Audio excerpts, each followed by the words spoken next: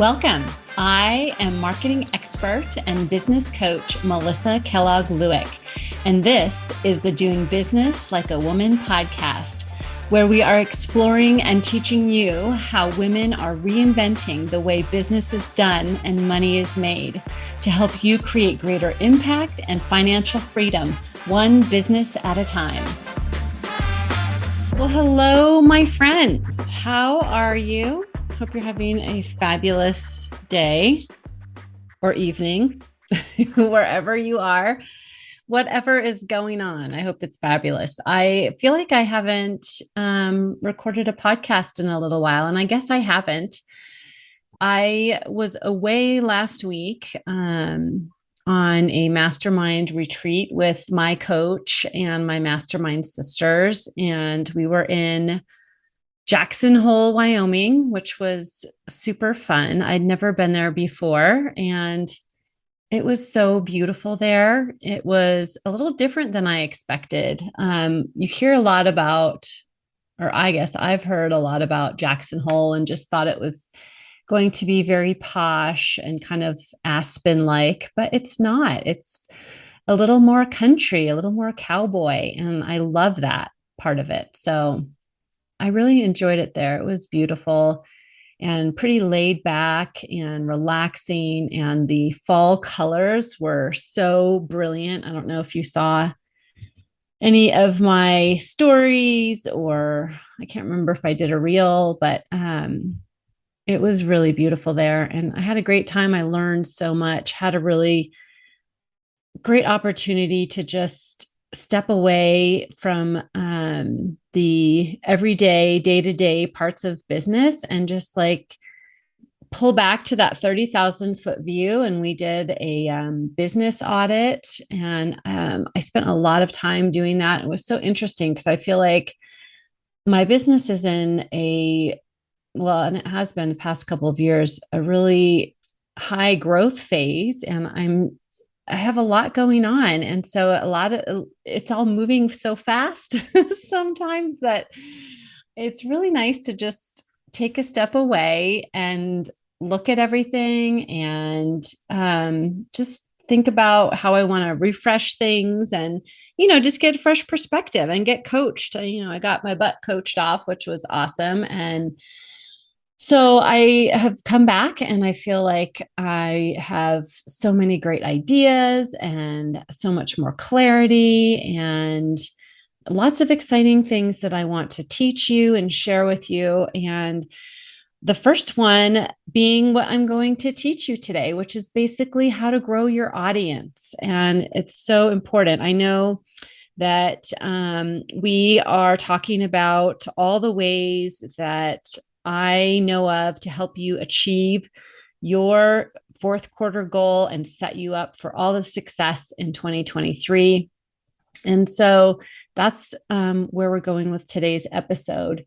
And especially around growing to that first 100K of revenue or annual revenue in your business. This is one of the ways that will really help you get there. And so that's what we're going to talk about today. So buckle up and get ready. I've got lots of good stuff and lots of good stuff coming in the episodes coming up, and lots of fun announcements and things. I don't know. I'm just so excited for Q4. It's really my favorite year, or my favorite time of year in business. And it's my favorite time of year for holidays. I love all the holidays and the food. And okay, anyway, I digress. Back to business. Here we go.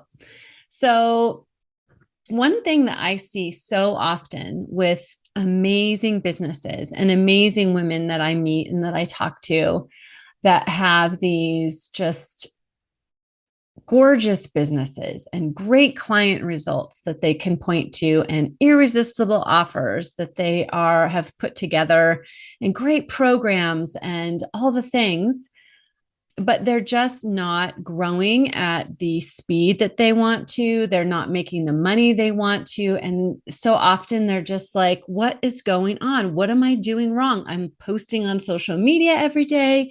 I'm writing emails to my lists. I'm posting, reels and videos. I'm doing all the things. What is going wrong here? And one of the most common things that I see happening is that they have a small audience. Now, I'm not talking, I guess size is relative, right? but but think about this. If you have all this great offers, all these things, this great value you're putting out there, but it's going to the same 72 people, your business is not going to be growing, right? And that's not a judgment on the size of your audience. I don't care if you have 7 people in your audience or you have 700 or 7,000. We always need to be inviting more people in and new people into our audiences. Okay. So this is not necessarily about the size of your audience. The point is, you always need to be inviting new people in. And so if you're offering to the same group all the time, your business cannot grow. We need to be inviting new people in. So we're offering to new people and existing people, right? So we constantly and consistently need to be inviting new people in. And so that's what I'm going to teach you today. And so if you do nothing else in your business in Q4 and just work on bringing new people in, your business will grow. Your money, your revenue, your client base will grow. Okay. And so here's how we're going to do that. Basically, what we're doing is meeting new people, and that can be online or in person, right? So we want to be meeting new people and bringing new people in. How do we do that? Each one of us is doing that in a different way. For example, I love in-person networking. So I do a lot of in-person networking. I'm involved in in-person networking. And I also am networking online. I'm meeting people online as well. And so let's first talk about in-person meeting people at networking functions, whether it's in-person networking function or there's a lot of organizations that are still, or not still, but that are doing online networking sessions like Zoom networking, things like that. So when we're talking about networking, I want you to always make sure when you meet people that you have a way to follow up with them. Now, I'm not talking about following up with every single one of them. I mean, you could, it's up to you, but just make sure that you have a way to follow up with people. A lot of times what I see happening is that we'll meet someone and we'll have a great, meet them at a networking function. We'll have a great conversation, a great connection. And they're like, oh, give me your business card. And you give them your business card, but then you move on and talk to somebody else and you have no way of following up with them. You maybe, well, for me, I can forget names easily. So I'll even forget what their name was, right? But you want to make sure that you're having a way to follow up with them. So whether that's collecting their business card or connecting with them right then and there on social, or maybe you have a electronic business card that you share your information that way, or the QR code, whatever it is. Just take a moment and collect their information so that you can be in touch with them. Okay. And then after you meet them, you want to send a follow-up message to them. And so for me, what I do is the next day or a couple days later, after I meet a new person, I will send them a personal email from my personal, it's not like an automated, email or any automation thing like that. It's from me personally, sending them a message saying it was so nice to meet you at XYZ, wherever we met. And then I always will invite them to that next step in creating and building the relationship. So maybe I'd love to get together and have a coffee chat with you. I have done hundreds and hundreds of coffee chats, and I absolutely love that. I love getting together and talking to people and hearing their stories and hearing about their business and getting to know them as a person. And talking about how I can support them. So you can suggest a coffee chat, whether that's in person or virtual. You can invite them to maybe sign up for an event that you're having, or, offer to send them your freebie if you have a freebie or something. Just think about what is the next small step in creating that relationship. Because remember, marketing is all about creating connections, creating relationships. So think about what is that for them. I know a lot of people will gather business cards and gather contacts and hoard them and never follow up, never reach out to them, never offer to, get to know them, create that relationship. And also, I do not just automatically add people to my marketing email list. I will send them this follow-up email from my personal Gmail. And I do invite them in that email if you want to keep up with what I'm doing, or, whatever my offer is. Like, if you want great marketing advice delivered to your inbox weekly, sign up for my email newsletter. And so I invite them to do that, but I do not just automatically put them on my marketing email list. So there are lots of ways to meet new people online, right? Organically, where you're not like, paid advertising is definitely one of them, but organically,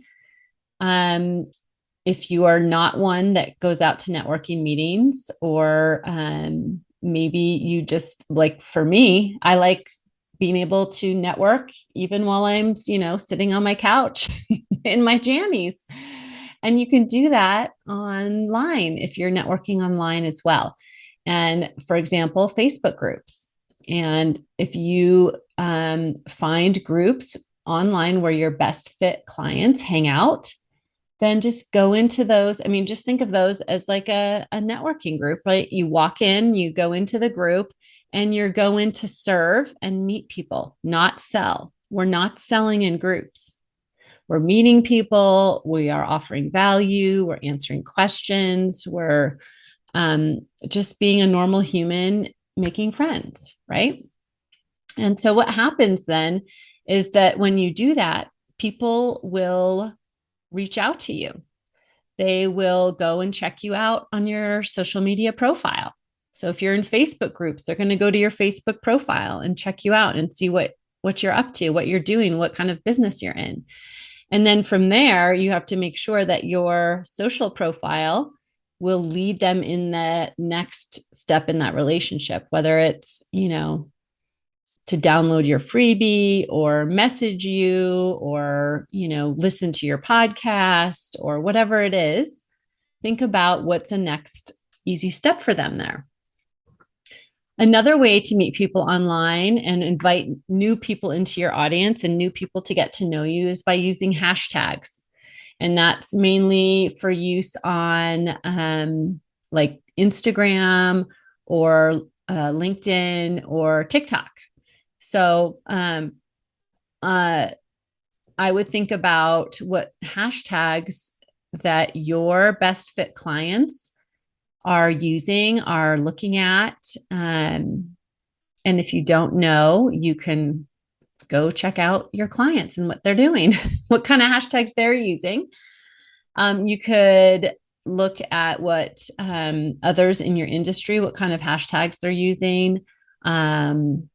You can even ask your clients, what kind of hashtags do you follow?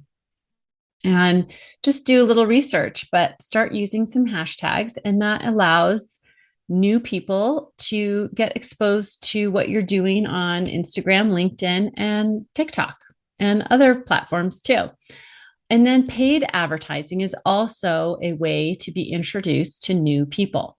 Now, it is certainly not a requirement. It is not the only way to meet new people. As you've heard, I've mentioned lots of other ways, but it is an option, right? And so the way I use paid advertising personally is I advertise on Facebook, and I'm considering expanding that to some other social media platforms. So I'll let you know how that goes. But currently I'm using Facebook, which is also for Instagram, to advertise, to offer my freebie. I have a freebie, which is often a really great next step when you're meeting, in that relationship, when you're meeting people online, you can offer that freebie. And a freebie or a lead magnet, those are the same things, is basically a giveaway that you give people, and you've probably signed up for them yourselves. I know I have. Um, that is aligned with the work that you do, that gives your best fit client a quick win. It's kind of like an appetizer to what would be the main meal of the work that you do. So it's aligned with the kind of work that you do, gives a taste of how you work, right? So for example, a cheat sheet. I currently have a cheat sheet that's called the 12 brilliant marketing topic ideas. And so it's like a collection of prompts for creating marketing content. And so you're always welcome to visit my website and grab it for yourself. It's a really great cheat sheet. I use it myself in creating content. So that's one example. You could do a checklist. Like, for example, a client that I work with has a first-time home buyer checklist, right? Or maybe a quiz. If you've ever taken any of those personality tests like DISC or Enneagram or any of those, you can find those personality tests online, and they're a lead magnet. You take the test and then you have to give your name and email address in order to get your results. So that's like a freebie. Or you can, if you have a subscription or a membership, you can offer like a free trial period, a free 30-day trial that gives people a sneak peek into your membership. Or I use these a lot, coupons or discounts. So like anytime I go online to order a product and you go to their website for the first time and they say, if you give us your email, you can get 20% off. I always sign up for that. So that's another option. All great freebies that you can use to begin building that relationship, to bring these people into your audience, to bring new people into your audience and into your orbit. And I personally like always moving the relationship toward the email list, because it is an intimate communication. It's from me to you. It's also has much higher deliverability than social media posts. We know that social media posts are, I don't know what the latest statistic is, but I think the last one I heard was like 4% of people will see your post, right? Whereas for email, the percentages are a lot higher.